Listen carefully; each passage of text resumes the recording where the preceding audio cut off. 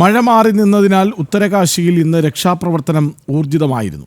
കരസേനയുടെയും ഉത്തരാഖണ്ഡ് സർക്കാരിന്റെയും ഹെലികോപ്റ്ററുകളിൽ ദുരന്തബാധിത മേഖലയിൽ നിന്നുമുള്ളവരെ സുരക്ഷിത സ്ഥാനങ്ങളിലേക്ക് മാറ്റി. ഉത്തരകാശി ഗംഗോത്രി റോഡിൽ തകർന്ന ഭാഗങ്ങളിൽ ബോർഡർ റോഡ്സ് ഓർഗനൈസേഷന്റെ നേതൃത്വത്തിൽ ദ്രുതഗതിയിലാണ് നിർമ്മാണം നടക്കുന്നത്. വിവരങ്ങളുമായി ഉത്തരകാശിയിൽ നിന്നും എസ് നന്ദഗോപൻ ഒപ്പം ചേരുന്നു. നന്ദഗോപൻ, എന്താണ് ഉത്തരകാശിയിൽ ഇന്ന് കണ്ടത്? കൃഷ്ണജ്, കഴിഞ്ഞ ദിവസങ്ങളിലൊക്കെ തന്നെ പ്രതികൂല കാലാവസ്ഥ കാരണം ഈ ഉത്തരകാശിയിലെ ദുരന്ത മേഖലയിൽ, അതായത് ഈ ധരാലി എന്നുള്ള ദുരന്ത മേഖലയിൽ രക്ഷാപ്രവർത്തനം നടന്നിരുന്നില്ല. അവിടെ ഇപ്പോൾ നിലവിൽ ഹെലികോപ്റ്റർ മാർഗം മാത്രമാണ് അവിടേക്ക് എത്താൻ കഴിയുക. കഴിഞ്ഞ ദിവസങ്ങളിൽ പ്രതികൂല കാലാവസ്ഥ കാരണം ഹെലികോപ്റ്ററിന് ലാൻഡ് ചെയ്യാനുള്ള പെർമിഷൻ ഉണ്ടായിരുന്നു. എന്നാൽ ഇന്നിപ്പോൾ മഴ പൂർണ്ണമായും മാറി നിന്ന ഒരു ദിവസമായിരുന്നു ഇന്ന്. അതുകൊണ്ട് തന്നെ വളരെ കാര്യക്ഷമമായി തന്നെ ഈ രക്ഷാപ്രവർത്തനം തുടർന്നു. NDRFിൻ്റെ മുഴുവൻ സേനാംഗങ്ങളെയും ഹെലികോപ്റ്ററിൽ അവിടെ എത്തിക്കാൻ സാധിച്ചു. മാത്രമല്ല രജപുത റൈഫിൾസിൻ്റെ നേതൃത്വത്തിൽ സൈനിക അംഗങ്ങൾ അവിടെ ഇപ്പോൾ രക്ഷാപ്രവർത്തനം തുടരുകയാണ്. ഒപ്പം തന്നെ NDRFും SDRFും ഇവരോടൊപ്പം തന്നെയുണ്ട്. ITBPയും ഈ സംഘത്തോടൊപ്പം തന്നെയുണ്ട്.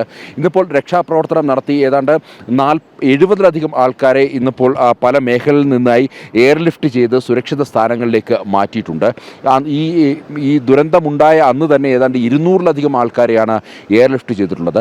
അതിനുശേഷം പ്രയോറിറ്റി നിശ്ചയിച്ച് ഇന്നിപ്പോൾ 70-ലധികം ആൾക്കാരെ അവരുടെ സുരക്ഷിത സ്ഥാനങ്ങളിലേക്ക് ഇപ്പോൾ മാറ്റിയിട്ടുണ്ട്. ഇപ്പോൾ നിലവിൽ രക്ഷാപ്രവർത്തനം ഈ സമയവും പുരോഗമിക്കുകയാണ്. മാത്രമല്ല ഈ രാത്രിയിൽ വൈകിയും രക്ഷാപ്രവർത്തനം നടത്തുവാൻ വേണ്ടിയുള്ള എല്ലാ ക്രമീകരണങ്ങളുമാണ് ഒരുക്കിയിട്ടുള്ളത്. നേരത്തെ സൈന്യത്തിൻ്റെ നേതൃത്വത്തിൽ അവിടെ രക്ഷാപ്രവർത്തനം നടത്തുന്നതിനായി പ്രത്യേക ജനറേറ്റർ അടക്കം അവിടെ എത്തിച്ചിട്ടുണ്ട്. വൈദ്യുതി ബന്ധം പൂർണ്ണമായും ഈ മേഖലയിൽ തകരാറിലായിട്ടുണ്ട്. മാത്രമല്ല കമ്മ്യൂണിക്കേഷൻ സിസ്റ്റവും മുഴുവൻ ഈ മേഖലയിൽ തകരാറിലായിട്ടുണ്ട്. അതുകൊണ്ട് തന്നെ ഇത് പുനഃസ്ഥാപിക്കുക ആയിരിക്കും വലിയ വെല്ലുവിളി ഉണ്ടാകുക. ഒപ്പം തന്നെ ഈ റോഡ് നിർമ്മാണം ഉത്തരകാശിയിൽ നിന്നും ഗംഗോത്രിയിലേക്ക് പോകുന്ന റോഡിലാണ്, അല്ലെങ്കിൽ ആ റോഡ് അവിടെയാണ് ഈ ധരാലി എന്നുള്ള ഗ്രാമമുള്ളത്. അവിടെയാണ് ഈ സംഭവം, ഈ ദുരന്തമുണ്ടായിട്ടുള്ളത്. അവിടേക്ക് പോകാൻ, ഉത്തരകാശിയിൽ നിന്നും ഈ മേഖലയിലേക്ക് പോകുവാൻ മറ്റ് വഴികളൊന്നുമില്ലാത്തൊരവസ്ഥയാണ് ഇപ്പോൾ നിലനിൽക്കുന്നത്.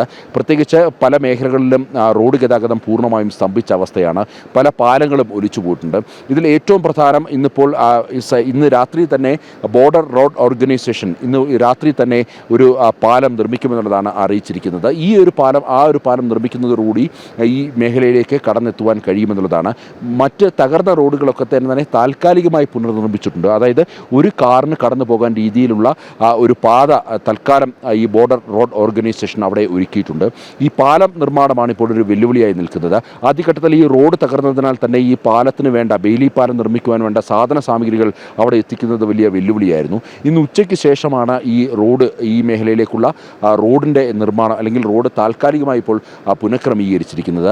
ഇന്ന് രാത്രിയോടുകൂടി തന്നെ ഈ ബെയിലി പാല നിർമ്മാണം ആരംഭിക്കും. അതിനുശേഷം ഇവിടേക്ക് മുന്നോട്ട് പോയി കഴിഞ്ഞാൽ അവിടെയും ഏതാനും ഭാഗങ്ങളിൽ റോഡ് തകർന്നിട്ടുണ്ട്. അത് പക്ഷേ കാര്യമായ രീതിയിൽ, അല്ലെങ്കിൽ വാഹന ഗതാഗതം പൂർണ്ണമായി സ്തംഭിക്കുന്ന രീതിയിലല്ല ആ റോഡ് തകർന്നിരിക്കുന്നത് എന്നുള്ളതാണ് ബോർഡർ റോഡ് ഓർഗനൈസേഷൻ വ്യക്തമാക്കിയിരിക്കുന്നത്. ഇന്ന് രാത്രിയിൽ ഈ ഒരു ബെയിലി പാലം നിർമ്മിക്കുന്നതോടുകൂടി നാളെ രാവിലെയോടുകൂടി ഒരുപക്ഷെ മാധ്യമപ്രവർത്തകർക്കടക്കം ഈ ദുരന്ത മേഖലയിലേക്ക്, ഈ ധരാലി എന്നുള്ള മേഖലയിലേക്ക് എത്തിപ്പെടാൻ സാധിക്കുമെന്നുള്ളതാണ്.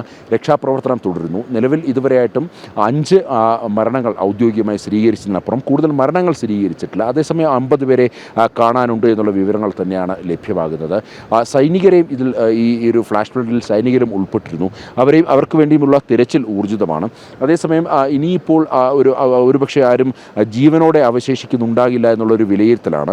കാര്യം അവിടെ ഈ മേഖലയിൽ ജീവനോടെ ഉണ്ടായിരുന്ന മുഴുവൻ ആൾക്കാരെയും രക്ഷപ്പെടുത്തി. മാത്രമല്ല NDRFിൻ്റെ നേതൃത്വത്തിൽ ഡോപ്ലർ സ്കാൻ ഉപയോഗിച്ചുകൊണ്ടുള്ള പ്രാഥമികമായിട്ടുള്ള ഒരു പരിശോധന. ഉത്തരകാശിയിൽ ഇന്ന് രക്ഷാപ്രവർത്തനം ഊർജിതമായിരുന്നു.